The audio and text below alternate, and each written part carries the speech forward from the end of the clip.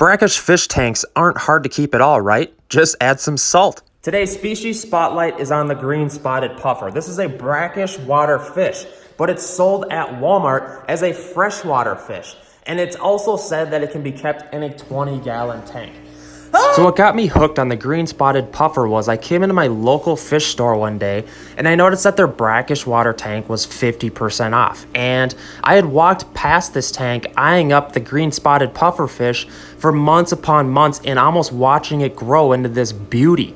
The color vibrance of these fish are absolutely stunning. You can just look at the colorations you can't even describe. And when I saw that 50% off tag, you know what? I thought to myself, I am bringing home these fish and I'm gonna learn how to do brackish water tanks. I gotta pull the trigger on this.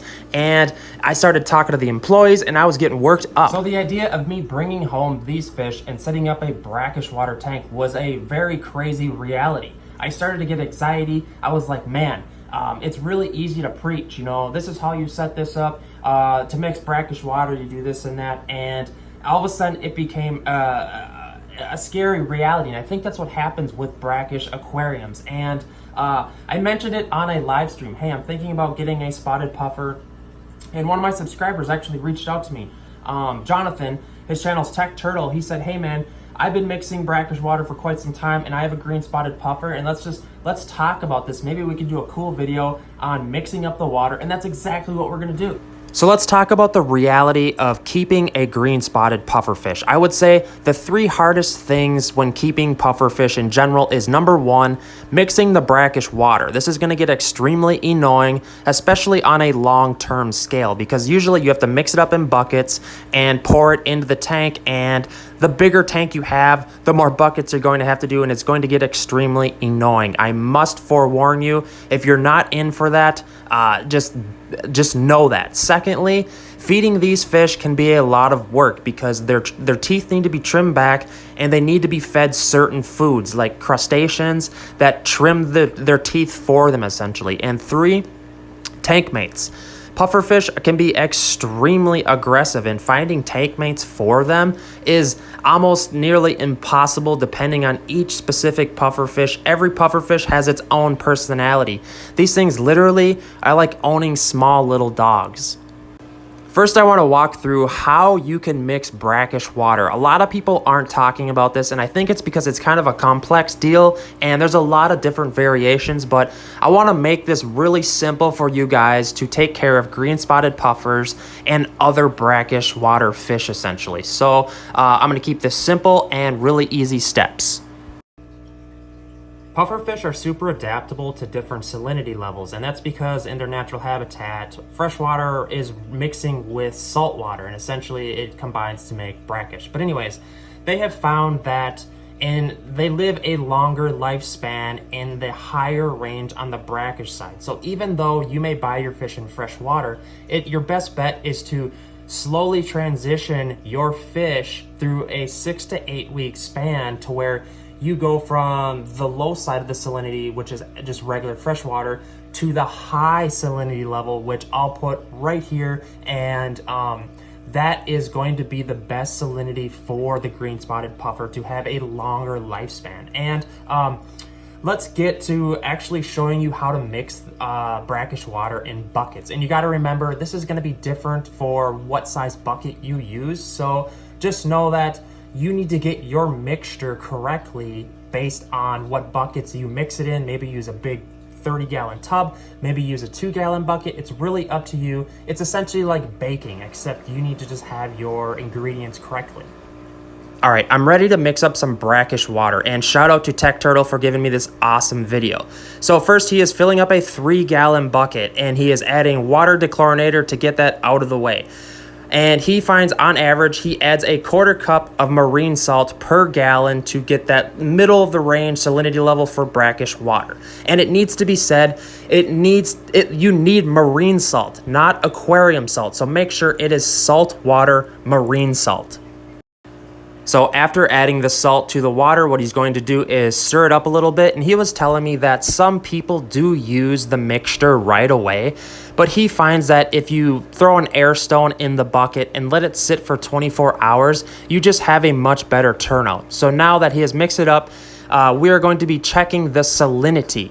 And what he does is he throws it in a hydrometer, and he is shooting for 1.008 because he is transitioning his green spotted puffer right now. So that wasn't so hard, was it? I guess you're gonna have to feel it out and figure out, like, I'm guessing the hardest part is going to be that transitioning phase and figuring out what salinity it is. But you have to know that doing buckets and waiting 24 hours to do like a 5-gallon bucket, and if you have a 55-gallon tank, this is going to be some work involved. So maybe I was thinking if you had a big drum barrel setup with a pump, it might be a lot easier, but it's a lot more work. But don't give up. These fish are absolutely stunning. Let's recap on just the general care and tank setup of the green spotted puffer.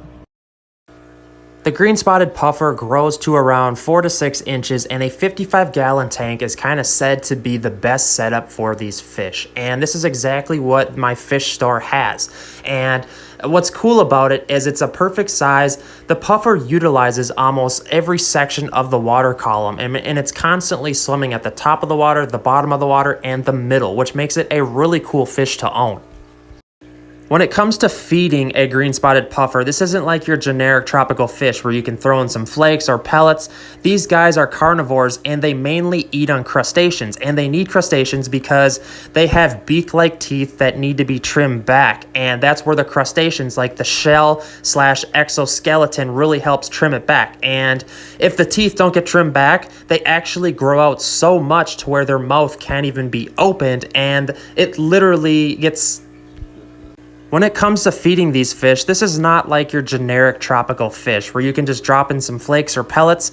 These guys actually are carnivores and feed mainly on crustaceans, and the reason they feed on crustaceans is because it trims back their teeth. The exoskeleton on crustaceans is very hard, and the puffers actually have like beak-like teeth, and that hard exoskeleton actually trims back their teeth. And if their teeth don't get trimmed back, they won't even be able to open their mouth to be able to feed. So this is like a huge demand to feed these fish properly.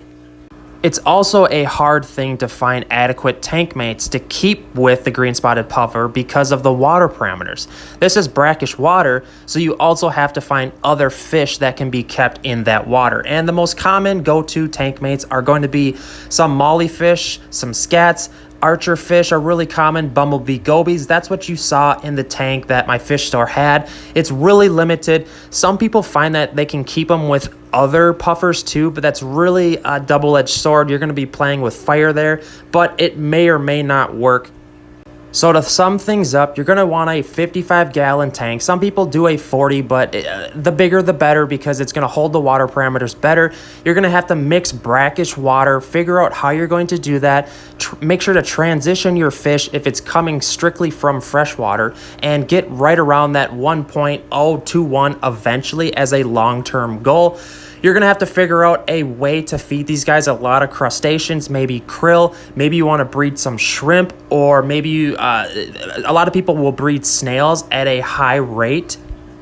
And as far as tank mates go, I would personally just try to perfect owning one spotted puffer first, and then get all your water parameters figured out and get things leveled out over a good amount of time, and then probably add tank mates down the road. It's really... if you guys need any more information on puffers, I highly advise you visit thepufferforum.com.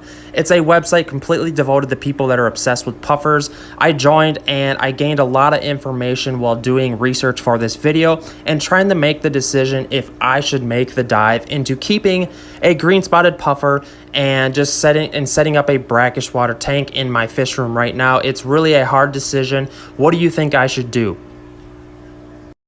It truly is a very hard decision on making the dive to do brackish water or not. It is a lot of work, but I feel like the pufferfish could be very well worth it. I want to give a huge shout out to Jonathan and his YouTube channel, Tech Turtle. He's the one that sent me a lot of this cool footage and mixing up the brackish water, which was huge. And the brackish water scene is really small, and a lot of people are afraid to do it. And it kind of sucks because these fish are being sold at Walmart right now, and you guys know that's bad news for the industry, especially when they're soliciting and advertising this fish as a 20-gallon tank in fresh water tanks essentially, and that's terrible. We got to change the system, and that's why I put a little more effort into this video, and I wanted that super cool footage that Jonathan got me on mixing up that brackish water so that people know that it's a lot of work to keep these fish. Give this video a thumbs up. Let me know if you've been thinking about keeping a puffer fish. I know puffers are extremely popular now, and Corey from Aquarium Co-op has really grown the popularity. He essentially travels and does talks about puffers. He's a huge fan, and I've listened to all of his work on puffers, and it's hard not to fall in love with these fish. All right, guys, thanks for another cool video, and Palmer Aquatics, I'm out.